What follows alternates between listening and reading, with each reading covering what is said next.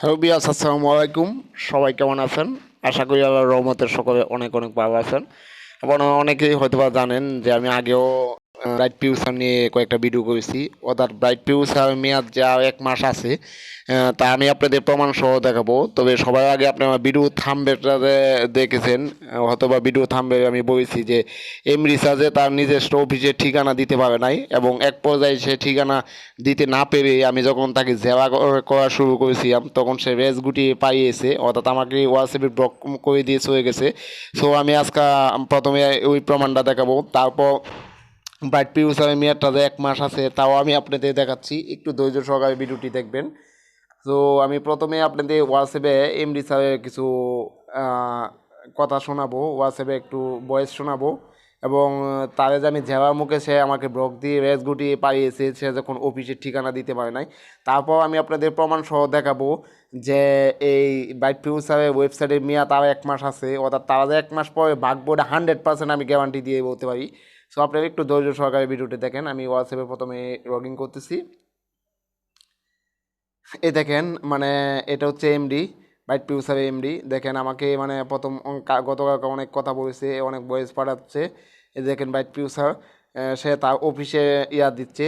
এক পর্যায়ে আমি তাকে বললাম কি যে সে এখানে দেখেন একটা আমাকে একটা সাইনবোর্ড লাগাচ্ছে। সে এই সাইনবোর্ডটা দিয়ে সে বলতেছে যে এটা কি, মানে কোন অফিসে এমনি কোনো দাওয়ানো কি তাকে দিবে কিনা। এইটা দেখেন একটা বাসার মাধ্যমে সে সাইনবোর্ডটা লাগাচ্ছে। তারপর আপনার অনেকেই হয়তো ভাই বুঝতে সমস্যা হচ্ছে। আমি আপনাদের দেখেন এখানে যে নাম্বারগুলি দিচ্ছে, একটা নাম্বারও কিন্তু অফিসিয়াল নাম্বার না। তারপর এখানে আরেকটু স্পষ্ট হবেন, এখানে দেখেন রেখা এমসি বাজার, এমসি বাজার শ্রীপুর, অর্থাৎ শ্রীপুর এমসি বাজার এখানে গাজীপুর। আর তারা কিন্তু এখানে কোথায় অফিস কথা বলছে আমি এমডির মুখের থেকেই শুনি। ঠিক আছে, আমি এমডির মুখের থেকেই শুনি। আপনি একটু ধৈর্য সহ আপনারা শুনেন এমডি আর এই কথাটা। লিংকটা কি আপনার আপনার দোকানের সামনে লাগাইতে দেবেন, আপনি দিবেন? এটা সাইনবোর্ডে নামানো হয়েছে, আপনার দোকানের সামনে কি আপনি দিবেন জানাইতে? বলো আমাকে। নাইলে এমনি টানা ছবিটা নিয়ে আসছি। এক পর্যায়ে আমি তাকে কথা বলেন না। এক পর্যায়ে আমি তাকে বলি যে আসলে মাওনা গতকালকে একটা রেকর্ড দিছি আমার অন্য একটা চ্যানেলে, হয়তো বা অনেকেই ভিডিওটা দেখেছেন। যে রেকর্ডটার মধ্যে রূপটা বলেছিল যে তাদের অফিস মাওনা না, গাজীপুর চৌরাস্তা, কিন্তু সে বলতেছে মাওনা চৌরাস্তা। কিন্তু এক পর্যায়ে এখানে রেখা হয়েছে এমসি বাজার।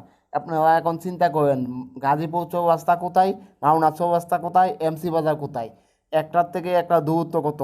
কিন্তু সে আমাকে বোঝাতে চাচ্ছে যে মাওনা চৌরাস্তা এবং এমসি বাজার একই জায়গায়, অথচ মাওনা চৌরাস্তা থেকে এমসি বাজার গেলে বাস ভাড়া 10 টাকা নেই। এবার আপনারা দূরত্বটা বুঝে নেন।